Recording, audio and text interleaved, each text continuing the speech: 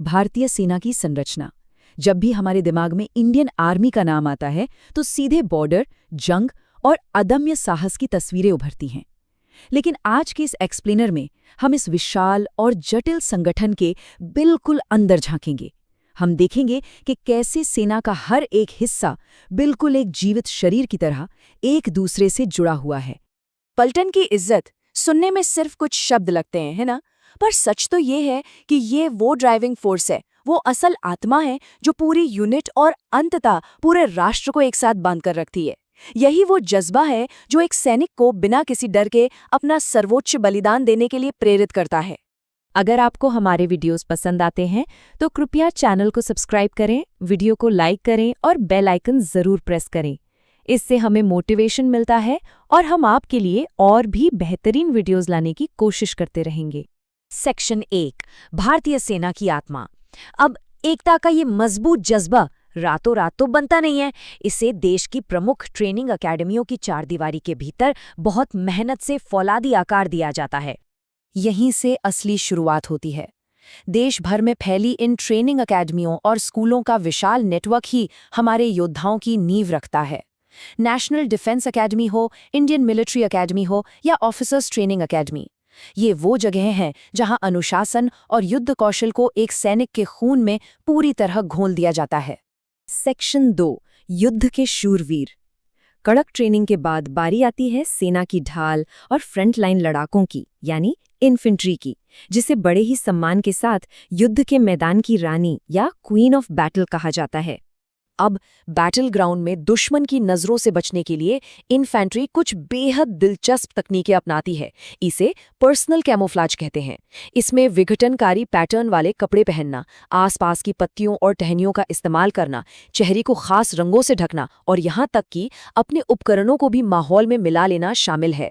Survive करने के लिए ये सब बिल्कुल क्रूशियल है। और अगर इन्फेंट्री सेना का चेहरा है तो आर्मर्ड कोर उसकी रफ्तार और विनाशकारी ताकत है। इसमें आते हैं हमारे मेन बैटल टैंक्स। 1948 के भारत पाक युद्ध का वो ऐतिहासिक किस्सा किसे याद नहीं, जब भारतीय सेना ने जोजिला पास जैसी बर्फ से ढकी अत्यधिक ऊंचाई वाली जगह पर भारी टैंकों को पहुंचाकर पूरी दुनिया को सन्न कर दिया था। मिलिट्री हिस्ट्री का वो सच में एक शानदार क्षण था। आज के मॉडर्न और कॉम्प्लेक्स वॉरफेयर में, जहां खतरे कई अलग अलग रूपों में आते हैं, पैरा स्पेशल फोर्सेस की भूमिका बहुत ही ज्यादा अहम हो जाती है। ये सेना के एलीट और हाईली स्किल्ड कमांडोज हैं जो सबसे गुप्त और मुश्किल मिशंस को अंजाम देने के लिए हमेशा तैयार रहते हैं।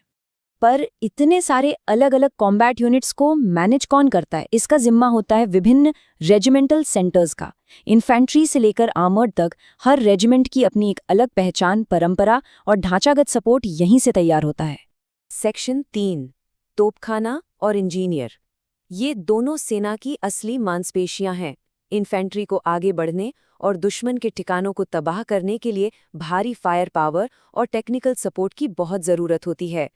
ये जो नंबर है ना, 15-5, ये बहुत पावरफुल है।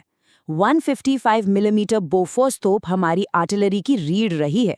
ऑपरेशन विजय यानी कारगिल युद्ध के दौरान इन तोपों की गोलाबारी इतनी भयंकर और लगातार थी कि बारूद के धुएं से पहाड़ों की सफेद बर्फ तक पीली पड़ गई थी। यही वो फायर पावर है जो दुश्मन के छक्के छुड़ा देती है। लेकिन सोचिए, इन भारी तोपों और सेना को मुश्किल रास्तों से सही जगह तक पहुंचाता कौन है? यहाँ एंट्री होती है इंजीनियर्स की। ये सेना के असली प्रॉब्लम सॉल्वर हैं।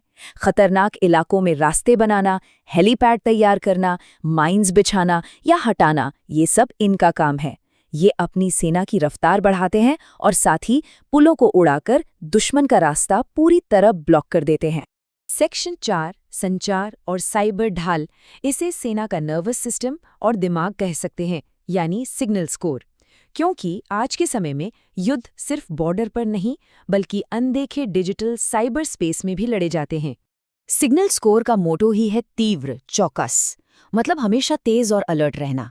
इनका काम करने का तरीका बिल्कुल ऐसा ही है।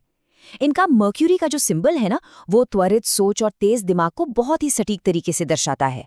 सच तो ये है कि सुरक्षित कम्युनिकेशन के बिना आज कोई जंग नहीं जीती जा सकती। Signals core army wide area network को चलाती है। साथ ही DRDO की बनाई गई तकनीकों का इस्तेमाल करके ये दुश्मन के कम्युनिकेशंस को जैम करने और साइबर खतरों से बचाव करने का बेहद क्रूशल काम करते हैं। सेक्शन 5 जीवन रक्षक। अगर युद्ध का एक पहलू जीतना है तो दूसरा और सबसे महान पहलू है जीवन बचाना। मेडिकल और एविएशन कोर इस संगठन के दिल हैं, जो जंग के मैदान में जिंदगी की असली उम्मीद बनकर आते हैं। आर्मी मेडिकल कोर का इतिहास कमाल का है। इसकी जड़ें 1664 की बंगाल मेडिकल सर्विस तक जाती हैं। वक्त के साथ कई पुनर्गठन हुए और 1943 में दूसरे विश्व युद्ध की डिमांड्स को पूरा करने के लिए इसे आज के इंडियन आर्मी मेडिकल कोर का रूप दिया गया। और आज आर्म्ड फोर्सेस मेडिकल सर्विसेज में 70,000 से ज्यादा लोग शामिल हैं। ये आंकड़ा अपने आप में बहुत बड़ा है। इनका मोटो है सर्वे संतु निरामया, यानी सभी रोग और पीड़ा से मुक्त हों। ये डॉक्टर्स और स्टाफ भारी गोलाबारी के बीच भी अपने साथियों की जान बचाने से कभी पीछे नहीं हटते। और जब घायल सैनिकों को ऐसे दुर्गम इलाकों से रेस्क्यू करने की बात आती है जहां सड़कें तक नहीं हैं, तब आर्मी एविएशन कोर आसमान से फरिश्ते बनकर उतरती है। सियाचिन ग्लेशियर जैसी हड्डी कंपा देने वाली ऊंचाइयों पर ध्रुव और चीता हेलीकॉप्टर अपनी जान की बाजी लगाकर कैजुअलिटी इवैक्यूएशन करते हैं। इन सभी अलग अलग शाखाओं को एक साथ काम करते देखने के बाद एक बहुत गहरा सवाल जहन में आता है। मॉडर्न वॉरफेयर के इस युग में सच्चे बलिदान का असल मतलब क्या है? ये सिर्फ बॉर्डर पर खड़ा एक सैनिक नहीं है। ये इन्फेंट्री, आर्टिलरी, इंजीनियर्स, सिग्नल्स और मेडिकल कोर का एक ऐसा विशाल इंटरकनेक्टेड सिस्टम है जो बिल्कुल एक अजेय शरीर की तरह एक साथ सांस लेता है और एक साथ बलिदान देता है। इसी विचार के साथ इस पूरे स्ट्रक्चर और हमारे सैनिकों की बहादुरी को एक नए नजरिए से देखने की जरूरत है।